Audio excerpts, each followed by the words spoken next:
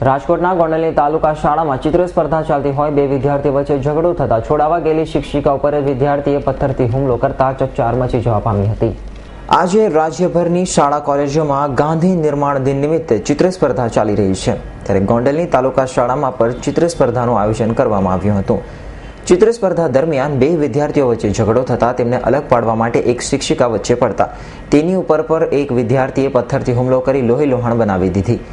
શિક્ષિકાને તાત્કાલિક સારવાર માટે હોસ્પિટલમાં ખસેડવામાં આવી હતી। અહીં પ્રાપ્ત વિગત મુજબ તાલુકા શાળામાં બીજા ધોરણમાં ભણતા બે વિદ્યાર્થીઓ વચ્ચે ઝઘડો થતા શિક્ષિકા કાંતાબેન ઓધવજીભાઈ અમૃતિયા અલગ પાડવા વચ્ચે પડ્યા। તેમનો એક વિદ્યાર્થી રોષે ભરાયો અને કાંતાબેન ઉપર પથ્થરથી હુમલો કરતા પથ્થર માથામાં વાગતા માથું ફૂટી ગયું હતું, લોહી લોહાણ બની ગયા હતા અને કાંતાબેનને તાત્કાલિક સારવાર માટે ગોંડલની હોસ્પિટલમાં ખસેડવામાં આવ્યા।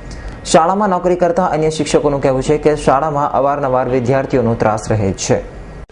મહાત્મા ગાંધી નિર્વાણ દિન ચિત્ર સ્પર્ધામાં બધા છોકરાઓ બેઠા હતા। બે છોકરાઓ ઝઘડા ને તો હું છૂટા પાડવા ગઈ ને તો એ છોકરાએ મેદાનમાં જઈ અને મને પથ્થર માર્યો। પછી તો લોહી મને નીકળવા માંડ્યું એટલે હું ઓફિસમાં ગઈ ને ઓફિસમાં બહેનોએ મને રિક્ષા બંધાવીને દવાખાને લેતા આવ્યા। છોકરાનો ત્રાસ તો આ સ્કૂલમાં શાળા નંબર 1માં ખૂબ જ છે। હું 6 માસથી આ શાળાની અંદર સર્વિસ કરું છું। અગાઉ કઈ એવું નથી બન્યું। અમૃતિયા કાંતાબેન ઓધવજીભાઈ।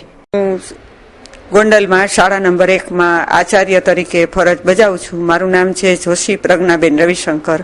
મારી પાસે બીજા 3 શિક્ષકો ફરજ બજાવે છે। આજે તારીખ 30/1/2015ના રોજ ગાંધી નિર્માણ દિન નિમિત્તે ચિત્ર સ્પર્ધા યોજાયેલી હતી। તેમાં બે બાળકો ઝઘડતા હતા અને મારા આસિસ્ટન્ટ છે કાંતાબેન, એ બાળકોને છૂટા પાડવા ગયા। એમાં એક બાળક બહુ જનૂની સ્વરૂપ લઈ લીધું અને ત્યાં મેદાનમાંથી પાણો ઉપાડીને સીધો બેનને ઘા કર્યો અને બેનને લોહી લોહાણ કરી દીધા। ને એ હાલતમાં મારે બેનને હોસ્પિટલમાં જોગી હોસ્પિટલમાં લઈ અને દાખલ કરવા પડ્યા અને તાત્કાલિક સારવાર અપાવી પડી છે। હું આચાર્ય તરીકે અહીંયા 1 વર્ષથી ફરજ બજાવું છું। લગભગ છેલ્લા 6-8 મહિનાથી અમારે વાલી મિટિંગ દર મહિને બોલાવવાની હોય છે, તો વાલીને બોલાવીએ છીએ તો વાલીને ભલામણ કરીએ છીએ કે તમે બાળકોને સમજાવો, છતાં એ લોકો એવા ઉદ્ધતાઈ ફરવા જવાબ દે છે, અમને ધમકીઓ આપે છે અને છોકરાઓને શાળાએ ભણવા મોકલતા નથી। આવો ત્રાસ અમને લગભગ કેટલા સમયથી છે। તો આ માટે ઘટતું કરવા અમે દરેકને જાણ કરીએ છીએ। Devang Bhojani, S9 news, Rajkot.